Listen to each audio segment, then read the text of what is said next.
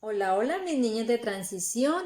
En este video vamos a hacer nuestra clase virtual. Hoy vamos a conocer el sonido de una letra que se llama J. Vamos a observarla aquí gráficamente y parece como una sombrillita. Baja y luego sube.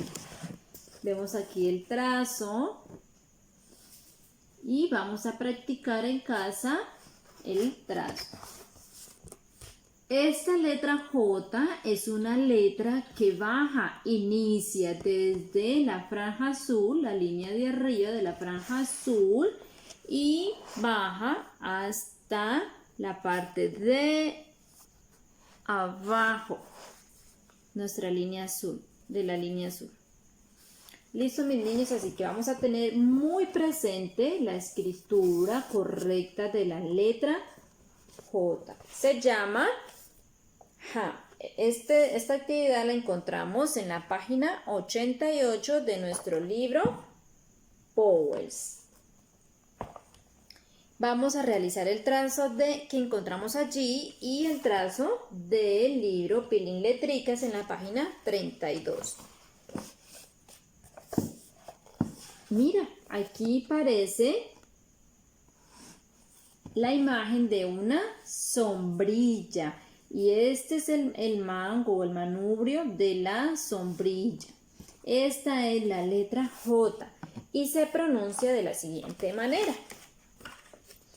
Vamos a tomar en casa o nos vamos a parar frente a un espejo y vamos a tomar aire, y lo dejamos salir haciendo que el aire que sale golpee el espejo.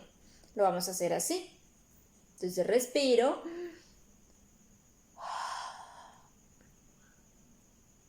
Y ahí vamos a empañar el espejo. De nuevo. Así suena la J. ¿Suena? El sonido, la garganta, las cuerdas bucales no vibran. Es una salida liviana sin sonido. Lo vamos a hacer de nuevo. ¿Cómo suena la J? Suena. El sonido es. De nuevo, frente a un espejo. Muy bien, mis niños. Vamos a desarrollar estas dos actividades que encontramos en el libro de Vowels y en el libro de Pilín Letricas en la página 32. Vamos a desarrollar el trazo de la letra.